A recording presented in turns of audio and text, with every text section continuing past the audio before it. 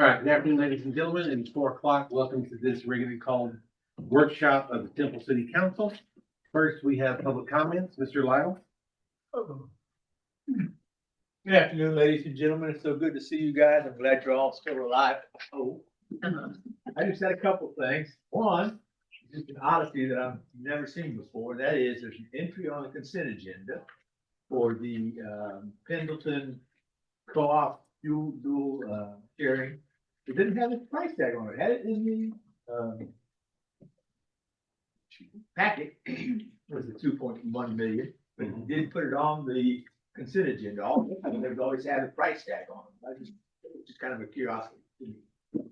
But mostly, I'm telling you, I'm here to hear about the legislative updates because half of what I hear on the news and on the internet is true. We're all in deep trouble. The ISDs, the counties, the city, you're not gonna get any money. So that's what I'm here for, to hear that. Thank you. Probably get some mandates. Unfunded Yeah. mandates. Yep, agreed. All right, thank you, Alan. That's everybody? Yes, sir. All right, then let's move on to discuss if maybe needing any regular meeting agenda items. So staff or council, anything that they'll want to go over on consent or the one regular item? On consent agenda, item B, I talked to Belinda just a little bit ago. Did mention that we may need some additional time to work on the proposal for that document. Okay, things we want to go through. So we want to table that one to a future meeting All right, or postpone. postpone. Not table. Yeah, you get my words right. Training for mayor. Uh-huh. What else? Question on item E for the Knob Creek trunk, the 65K, what is that for? Is that for the abandonment of that? I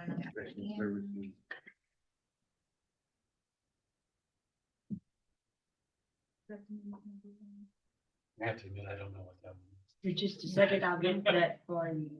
We can find it here shortly. Yeah. And get an update on that. All right. Richard will dig into that while we're Yeah. touching on some other items and we can circle back to it. All right. All right, anything else? So while Richard's looking, let's move on to number 2. Talking, you're busy these days, right? Yeah, very. Very, very. Full-time job just trying to read all this. Mm. Okay, so this is my second legislative update. I'm gonna start off with some need to knows for you all. Since the last time we met, which I think was the first meeting second meeting in January, Governor Abbott has shared his emergency items. And so they are property tax relief. He is proposing at least $10 billion in property tax relief. What I've seen so far is some things on increasing the homestead exemption to $140,000, $150 for seniors. But he has also talked about any increases in tax rate over the no new revenue rate or what is it, Tracy? Am I saying that right? Yes, no, Okay, over the no new revenue rate, having to get, going out to the voters, but even having a higher threshold of approval for that. So, but to kind of counter that, Is that 2/3? 2/3, yes. But to counter that, some other things that we've been hearing through Focus Advocacy and TML, because they're, really great about being in contact with some of these members. With Senator Bettencourt, one of the things that he's been talking about, because I think they kind of feel like that is a high hurdle to get to, making it be something more like it would require a 2/3 majority of the governing body approval for that increase. So, if it had to be that, I think we'd be okay with that. So that's obviously what we would be supporting. But those are some of the things I've heard so far. Are you hearing anything about how they propose? It's not like the bills are going down by $10 billion across the state, right? Mhm. So what are they gonna do? How are they gonna make up the shortfall? with 3.5% cap that's being Yeah. eaten up by Yeah. inflation. I don't know, Mayor. I think, They never had that. no, I know. And you know, I think right now, last session and this session, they're riding high, kind of like they did with, when they had the tobacco lawsuit settlement money, is they're flush with cash. But how is that sustainable? I don't know. I don't know how to answer that question. Well, I think isn't it 24 billion that they? I think so, Yeah, like well, so 21.3 or it's something Yeah. like That's that. their rainy day. Was that their rainy day amount? I think that's over and above the rainy day, Yeah. but that's 40% of the overage in 1 year. Mhm. Never mind, I'm sorry, I know we're short on No, time. no, I know. Other important items are investments in water infrastructure and increasing, I think, the water fund, teacher pay, expanding career training, school choice. We all know that is his big priority. Bail reform, and then Texas Cyber Command, which is, they're proposing that to be headquartered in San Antonio, and that's about, you know, cybersecurity and combating, you know, threats from China and, you know, other things like that, trying to do us harm from a cyber security perspective. The Lieutenant Governor also has released his priorities, and he has 40 priorities. He's released 25 of those, and yeah. So the others are TBD and they're coming, but so I picked out 10, you know, to share with you today. So Senate Bill 2, also supporting school choice. Senate Bill 4, increasing the homestead exemption, like what I was mentioning earlier. Senate Bill 6, increasing Texas's electric grid reliability. Senate Bill 7, increasing investments in Texas water supply. Senate Bill 8, requiring local law enforcement to assist the federal government's deportation efforts. Senate Bill 9, reforming bail. Senate Bill 14, establishing Texas DOJ to improve government efficiency. Senate Bill 15, removing barriers to affordable housing. Senate Bill 19, stopping taxpayer dollars for lobbyists. And then Senate Bill 23, removing the cap on the rainy day fund to secure Texas's long-term financial. What barriers are they trying to remove for affordable housing? I don't know. The state doesn't have a whole Yeah, lot. I don't know on that. Probably Restrictions on, well, yeah, that's right. Restrictions on what? Permitting. on zoning. Zoning and- what Oh. we can Yeah. permit, Yeah. permit. That's, yeah, exactly, yeah. Anti-city. So some other need to knows, Lieutenant Governor announced Senate committee assignments, and the House released their committee assignments as well. So I think it's important that we know what committees our elected representatives have been assigned to. So Senator Flores is the vice chair of the Committee on Border Security.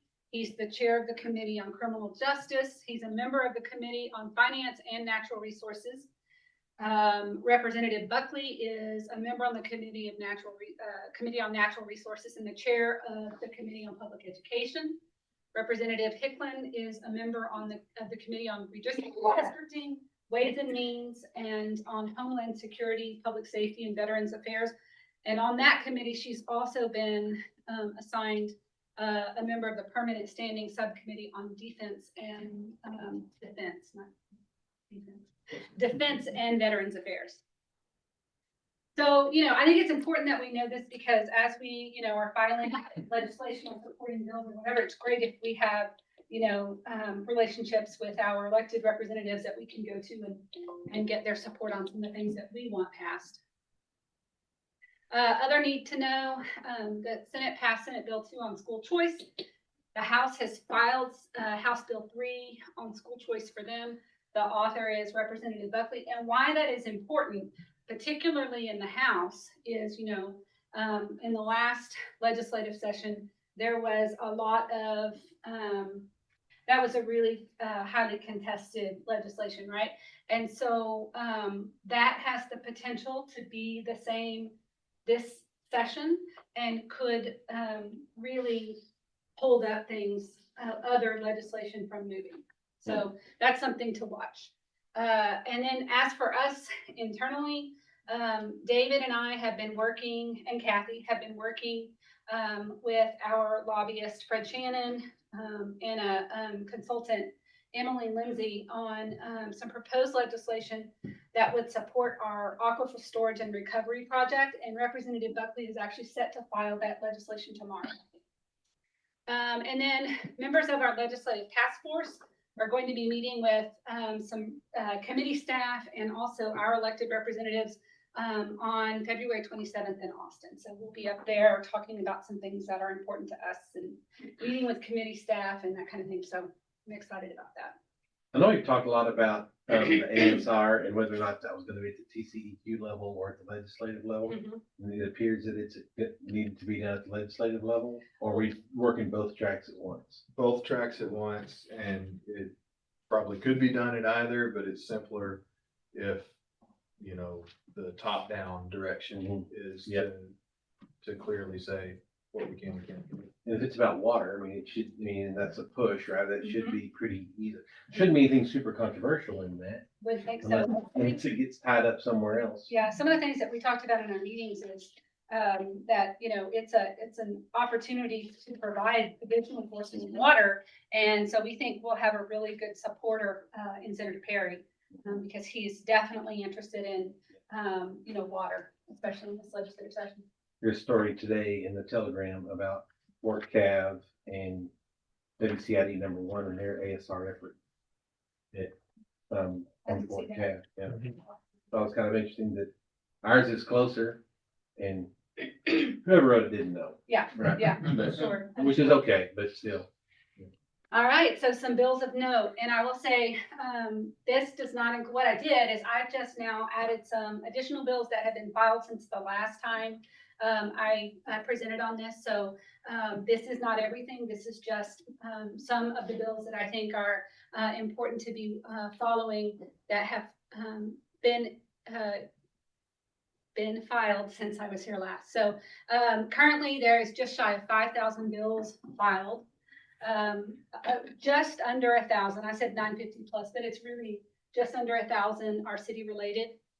Some important ones to note. So with annexation and disannexation, there's one House Bill 2687 by Gann revises zoning regulations by clarifying definitions, updating some requirements. So one of the things it says, if a petition is signed by the owners of at least 40% of the area that's affected, or adjoining the area, the governing body must hold a hearing to reconsider the regulation or boundary. If the regulation or boundary does not receive the necessary votes to remain in effect, it becomes void or reverts back to a previous state. The bill also allows landowners or residents to bring an action against a municipality for violating procedural requirements related to zoning. And one thing I'll mention, last time, Mayor, when I was presenting them, there was some question, is that a Republican or a Democrat? So red are Republican and blue, you'll see our Democrat. So Great, thank you. yeah, so Senate Bill 1160, Campbell, this bill revises the notification procedures for zoning changes, and it extends that notice period from 15 to 30 days.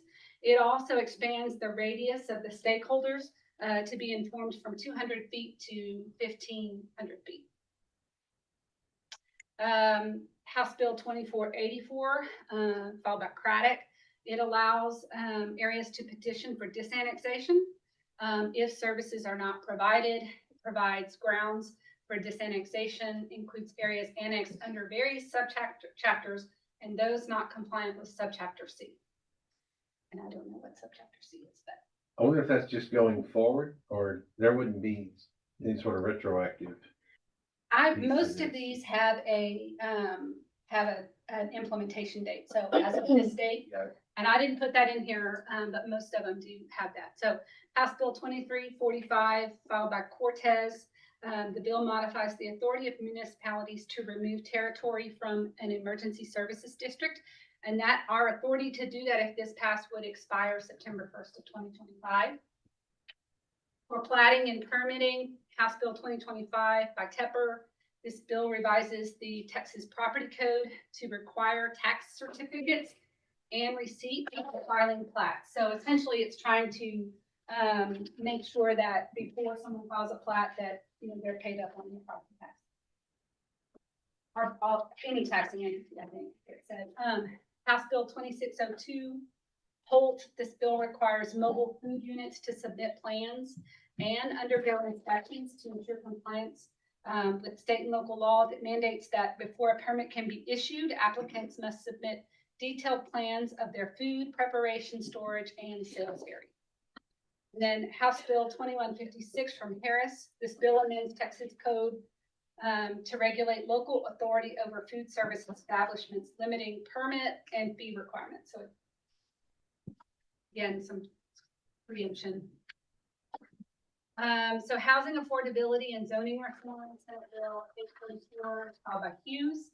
Bill establishes that any proposed change to a zoning regulation or district boundary, whether that is requested by the property owner or initiated by the city, that results in a more restrictive use, must be protested in writing by at least 60% of the affected landowners. The bill also presumes that any proposed change that makes it less restrictive is valid if no legal action is filed within 60 days of the effective date of the change. So for city finance, bills related to debt, House Bill 2207 from Gardner. The bill restricts political subdivision from proposing general obligation bonds for the same purpose within 2 years if it's been previously rejected by voters. And then city finance related to budget, House Bill 1998 by Spiller. It just raises the threshold for competitive procurements from 50 to 100,000. Finally. There's a couple of good ones in here. Yeah, but yeah, ready to. Yeah, there's a couple of good ones in here. So, House Bill 2225, filed by Buckley. This bill amends local government code concerning land use assumptions, capital improvement plans, and impact fees. And it mandates that political subdivision cities must make land use assumptions and capital improvement plans available to the public at least 60 days before the first publication of the notice of a hearing. It requires the imposition of an impact fee must be approved or disapproved within 30 days following a public hearing. It necessitates a 3/4 affirmative vote from the governing body for approval. And it also limits the increase of impact fees, and it prohibits any increase for 5 years from the date the fee was adopted or last increased. We don't have impact fees, but interesting. So related to property tax, House Bill 1898, Cook, this bill amends the Texas tax code and focuses on limiting increases in the appraised value of real property. There are a number of bills that have been filed to do this. And this one wants to limit the increase in an appraised value of a property to be no more than 5% of the previous year's appraised value, and plus the market value of any new improvements, rather than the previous 10% cap. And so Senate Bill 244, filed by Flores, this sets the appraised value for the first tax year that an owner qualifies for a homestead exemption to the market value. It says for subsequent years, the appraised value is limited to the previous year's appraised value plus the market value of any new improvements. And if the property was acquired as a bona fide purchase, the purchase price is considered the market value for the first tax year. How do they get that? I guess those notices all the time. That's not voting. Yeah, I don't know. I don't know. The next one is requiring the buyer to turn over the Yeah, information.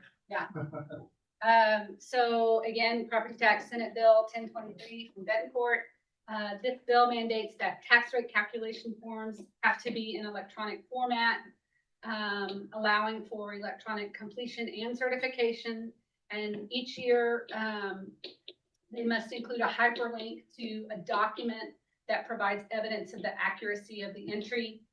It also requires adjustments to property tax values and taxes for taxing units participating in reinvestment zones be calculated separately for each zone. And then related to sales tax, I think this one sounds like a good one to me. Senate Bill 178, filed by Menendez. This bill amends the Texas tax code concerning the use of municipal sales and use tax revenue for street and sidewalk maintenance. So it's essentially trying to say that It's expanding the permissible use so that we can use it not just for maintenance and repair, but also for reconstruction. Sounds good to me. And then for police, House Bill 2098, followed by Martinez. So this concerns civil service for municipal firefighters, police officers, and sheriff's departments. And essentially, it expands the applicability of the civil service to municipalities with population of 25,000 or more. It mandates that municipalities with paid fire or police departments implement the system without requiring a prior election.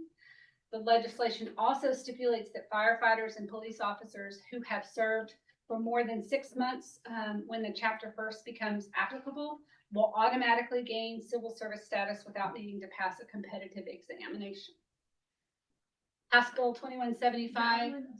I think that one requires cities to be in It's not an service. option. Yes, It's not an it's option. not an option. If this passes, Yes. it wouldn't be an option. Yes. Now it's an option. It requires an election, but this would be a requirement for every city over 25,000 Has to do civil to service. move to civil service, Mhm. which those cities are very worried about this. It's an expensive proposition. Yep. House Bill 2175. It is really addressing the rights of police officers and police and fire department employees to essentially say that the city can't have any or enforce any charter provision, ordinance, policy, or other measure that would restrict employees for being able to circulate or sign a petition authorized by chapter 142, 143, or 74. So those are the meet and confer type sections. So before, cities were able to tell police officers, firefighters, that if you're trying to get enough signatures in order to bring forth the meet and confer of different labor related projects that they have, they would have to do that off duty. But if this passes, then they would be able to be on duty, being paid, and also getting the signatures that they need to bring forth those protections.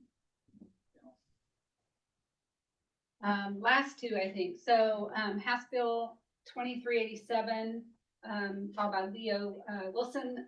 The bill extends the benefits and protections to chaplains that are employed by police departments and fire departments to align with other public safety employees. And I don't think that doesn't really apply to us because our chaplains already receive all the same, I think all the same benefits. They're volunteers, right? All volunteers, okay. And then so last one, House Bill 1749, followed by Darby. There's a similar bill, Senate Bill 304 by Perry. It expands the municipal jurisdiction to allow them to enforce health, safety, and nuisance abatement ordinances, which allows them to issue search and seizure warrants. And that's all I have this time. You know, I know there's some bills filed about lobbying for Yes. the school district, or there's some filed for cities. too? Yes, yeah. Those, most of those were in my presentation, last time. Okay. Yeah, there are several. There weren't any new since the Okay, last so time. I there's was here. just. Yeah. Have you had any that are just random? Well, there was one about chickens. There was another one that was really interesting in that it's just, there have been several. That, you know, Well, one that caught my attention, sorry, is the one about ICE, and I know I talked to the chief about it, and it's a concern that every city that has a police department, so if you have your own police department, and right now there's no numbers required if it's just a chief or a chief and 2 officers, so if you have a police department, you have to approach the ICE and try to enter into an agreement with them in order to assist them with their activities, and then also provide a certain number, not established yet, of your officers to assist them with their duties when they're in town. So instead of having it where they approach us, if we need help in your area, every city in Texas has to reach out to them, enter into an agreement, and then also provide officers. to assist them with their federal needs. During the police.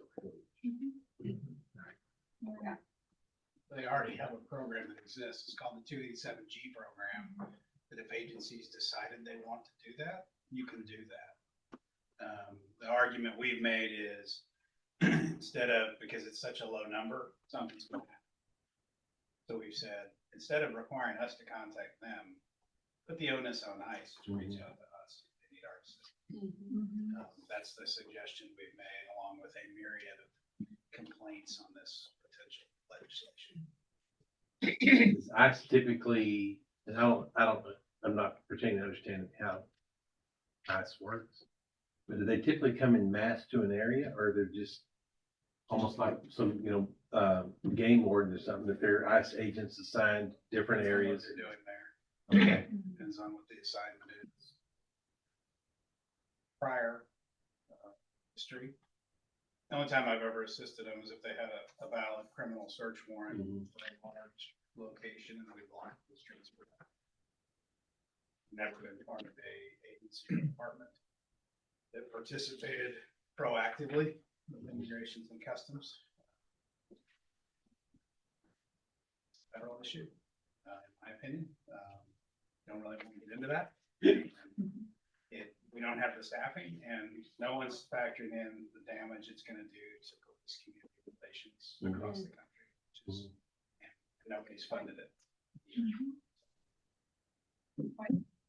Jessica, just for going forward, I'll pick out a couple of crazy funny ones to end my presentation with. Here's the only one I could think about was the chicken one. Here's one, Stacy. So I also get these weekly updates too, so sometimes we get some weird ones. Yeah. So this is a very specific one. You can't enforce your noise ordinances for late night deliveries at restaurants between the hours of 10 p.m. and 5 a.m. as long as there's a delivery window of 1 hour or less and the noise doesn't exceed 75 decibels. So I wonder what situation. I don't know, very specific.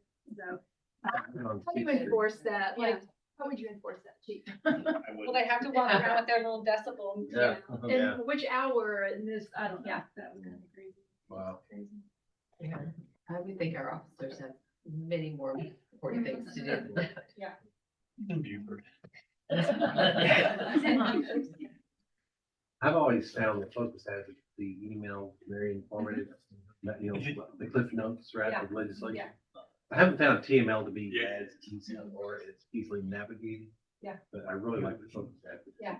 I do too. I get the same list in addition to what I'm tracking through Quorum. I also every week get a list of bills from TML. They have this NAC meeting that I go to. I don't know why it's in person, but it's in person in Austin every week. But it's so right now it's like all 1,000 bills that we're tracking.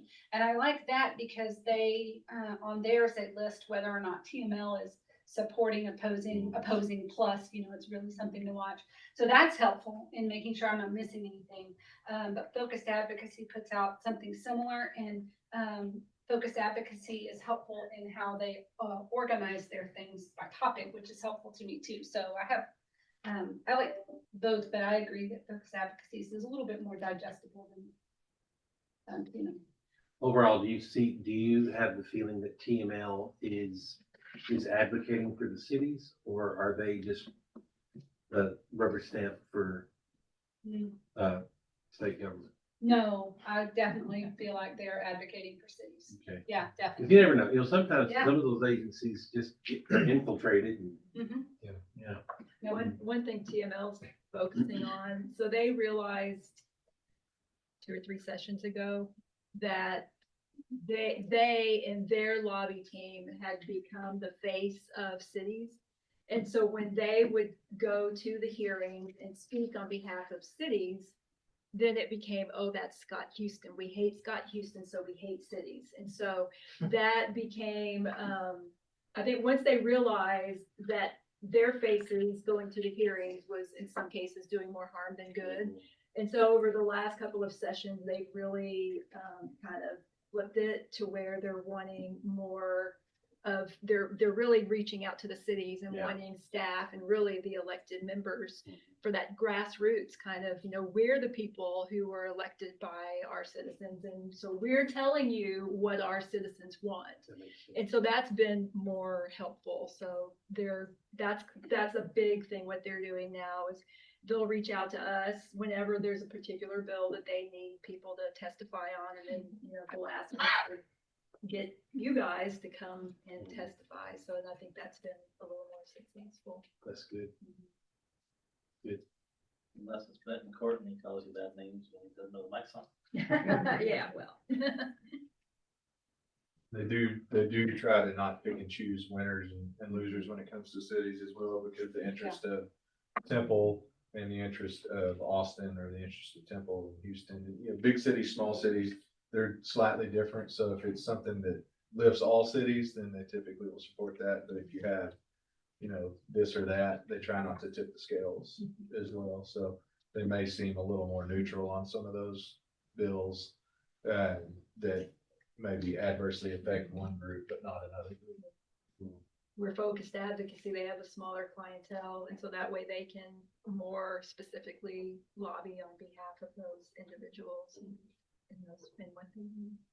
Is that really what the anti-lobbying legislation is about? It's about TMLs and focused advocacy. It's not about the mayor going up and speaking to, It's the about big organized. because they know, like what Stacy just said, how much of her time has she spent just reading the bill? So it's Right. not possible and we don't have the expertise that these Right. people have, and it takes forever to read these bills and understand. And well, what is that getting at? It's kind of like what y'all were asking. What is that one priority? What does that even mean? And even understanding all of Right. that. It's one person or one team of people for a city can't do that. Right.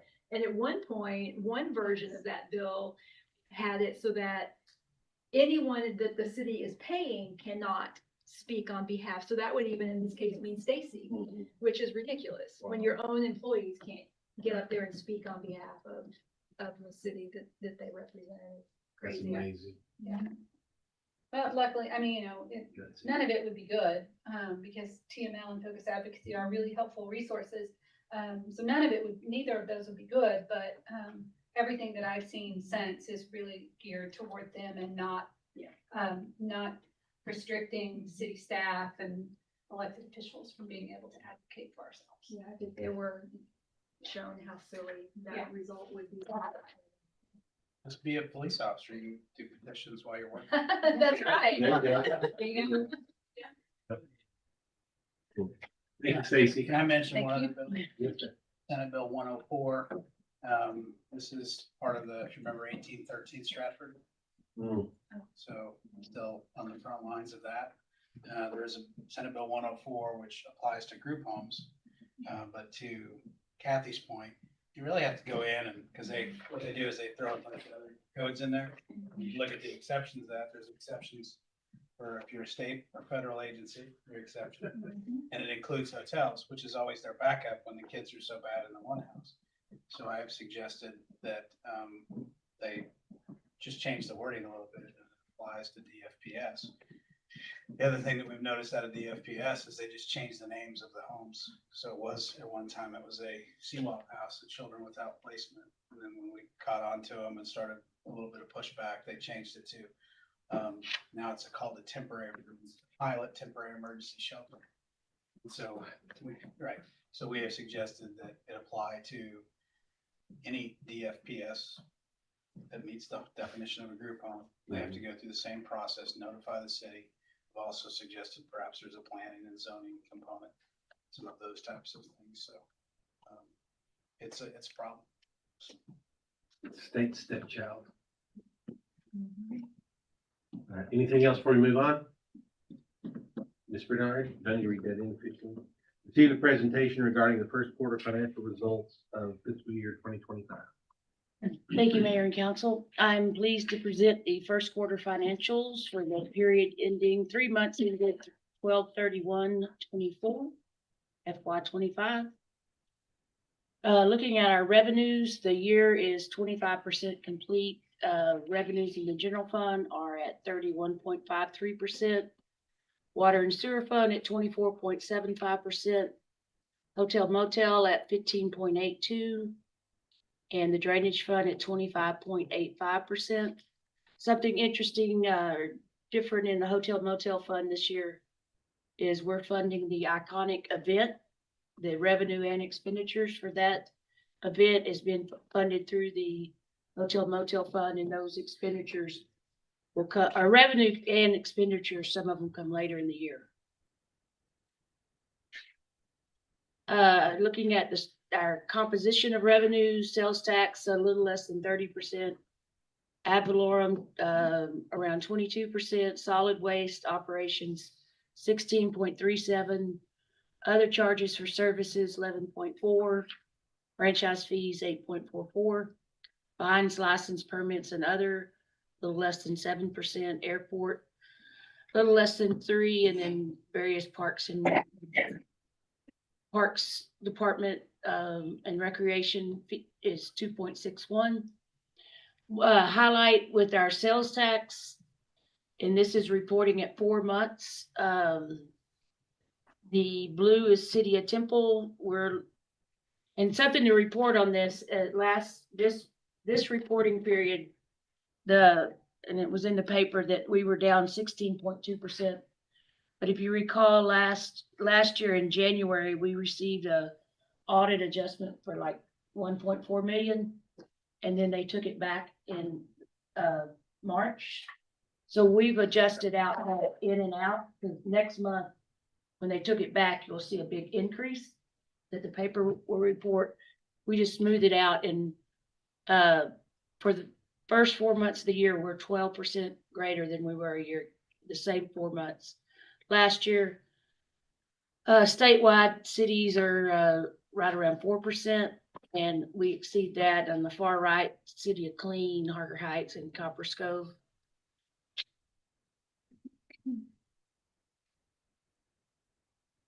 Another revenue highlight, our tax collections through 12/31, we're at 75.12%.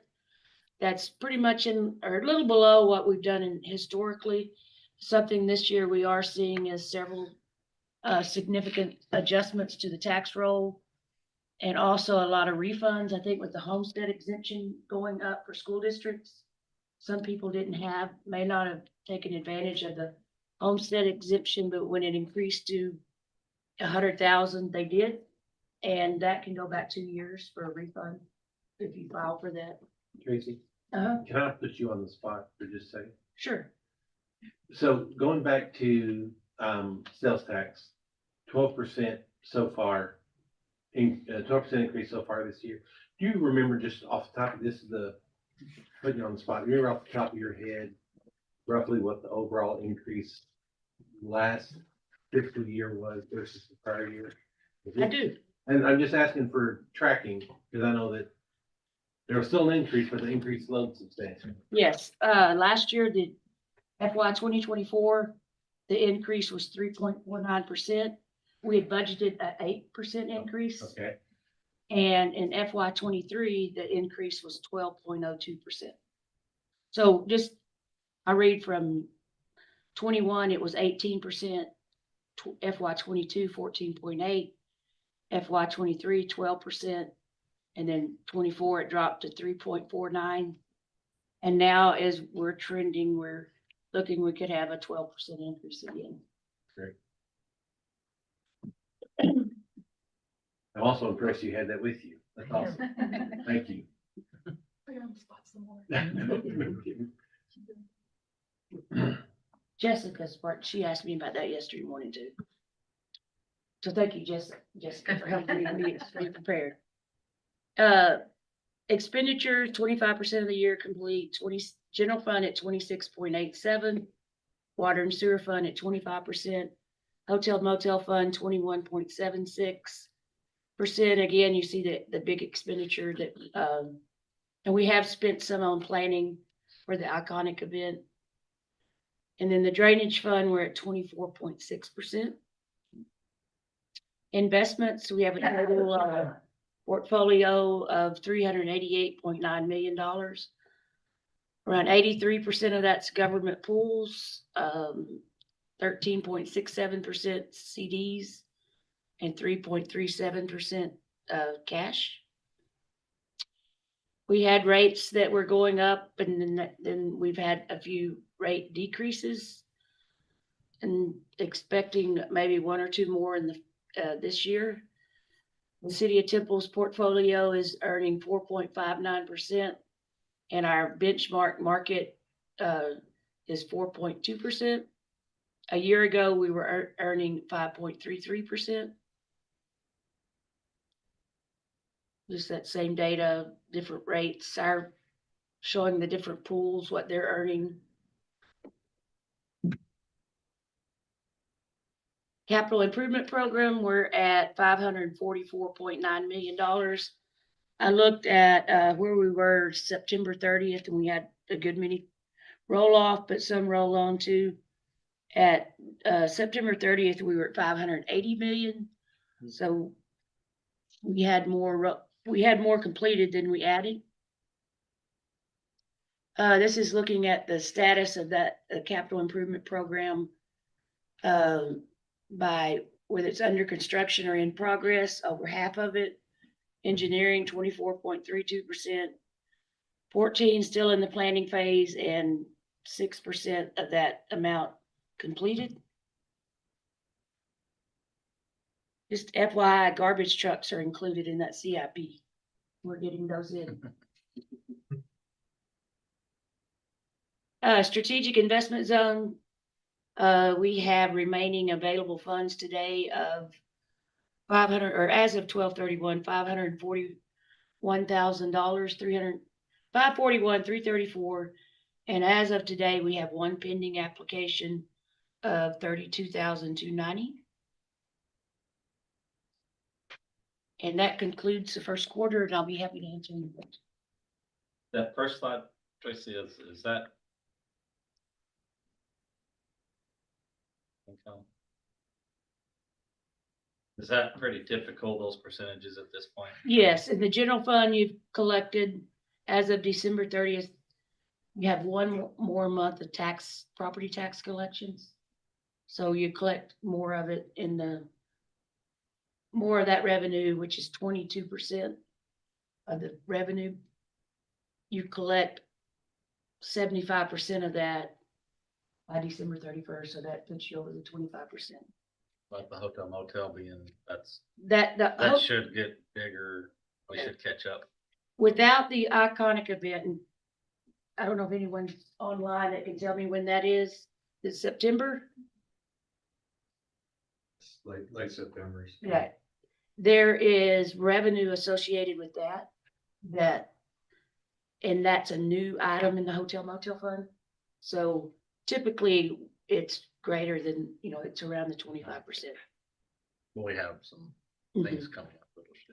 Yeah, and the water fund, that's pretty good for the first 3 months, because a lot of times that will lag. It will be less than 25% because you have the greater, our greater consumption in the summer months. When you get to the expenditure side, other than capital, and we do have a lot of the capital in a special project fund, but that's typically, this is accrual basis. And we try to match the revenue with the expenditure. Yeah, and then again, the hotel motel, we spent some of the planning dollars on that iconic event, but there's still more to come on that. Anything else? CIP is down. You're gonna have a number of projects coming on that's gonna get it back up around 600. Oh. That number, I guess, that number has grown year after year. Right. If we're to be down a little bit, what indication is, I mean, you said, right, more stuff rolling off than coming on, but do we expect more to come on? Yes, and we'll have a lot more come on in May. Okay, with our bond issue. Yeah. Pretty significant yeah, amount. Because we're gearing up to issue utility revenue bonds and the COs on, I think it's May 7th, May 15th, I think. So that will probably get it possibly up to 550. Okay. Or maybe even 570.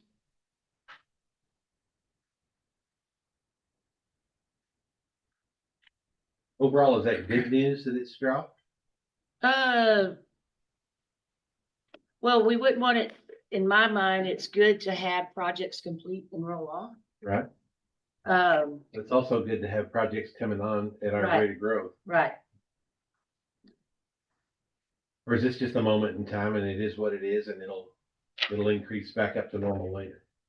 It's a moment in time, but it's measuring in a 12-month period. And there's some CIP that we have planned that we haven't added to that for FY25. Yeah, based on all the stuff you just talked Right. about. Okay. I, in our water and sewer fund, I was looking today.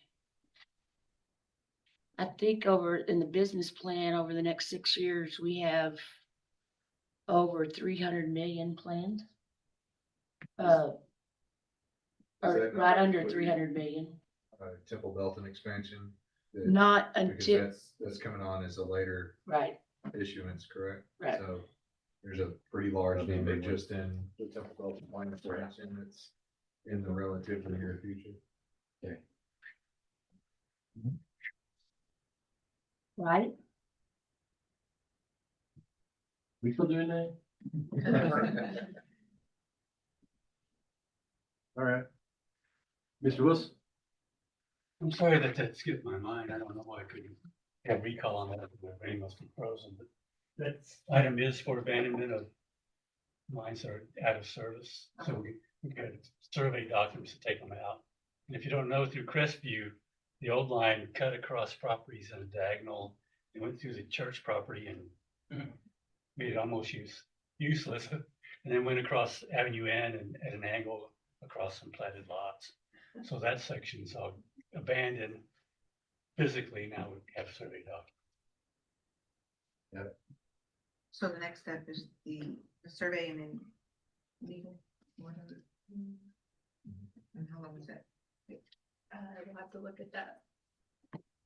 Until we're to the point are we imploding it or or just abandoning it? It's physically already abandoned. This is just the legal document that meets the bound surveys to formally abandon it. So depending on how long it takes them to do the field work, I would expect 3 to 6 months to come back with an abandonment. It usually takes about Right. 6 weeks to get a survey. Yeah, I don't know if do you know what that is? Like over the mile and- It says there's a project map on the general. Surveys have been We got a lot done in an hour. Any questions, any comments before we head downstairs? I have a question. No silly question. Oh, Tuesday, I don't know if it was a full moon or not. Are the trash cans numbered? Do they have serial numbers on there? I have a resident who thinks their can is being stolen all the time. They are stamped with a number. And we should have that number linked to a specific account, but that doesn't mean, it's not uncommon for, 2 neighboring trash cans that are by one another and both of them blow over and somebody just grabs a can and takes it back. It wouldn't be uncommon for us to have an incorrect number on a specific account, but generally speaking, the can number is linked to an account. Do they think someone's Yeah, switching them that out? over the years, 4 times they requested a new trash can, like it's just gone. so they want to charges. Property they don't own. They So, think someone's taking their trash, but they're not there to see it. Other than, just it being blown over, but. right, Oh, so Right. it's disappearing, it's not being replaced. they just have no trash can. you know, anytime that happens, we will aid them, because we do occasionally see some that just blow away. And then they're, you know, you can't find them, and somebody will direct, you know, eventually either get it and take it home with them.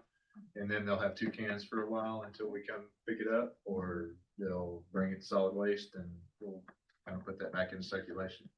So Is it anybody that's near- missing one, The drainage area, like where it could have gotten washed.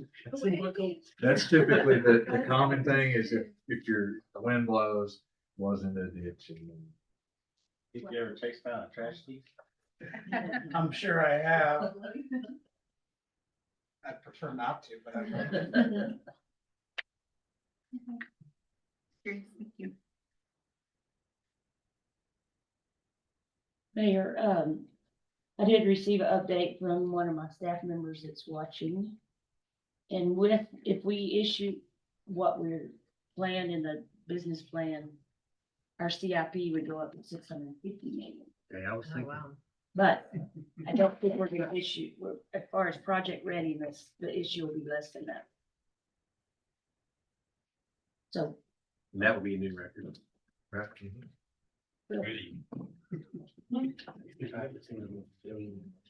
got $1 billion coming on the master plan for RZs. We got a lot of projects too.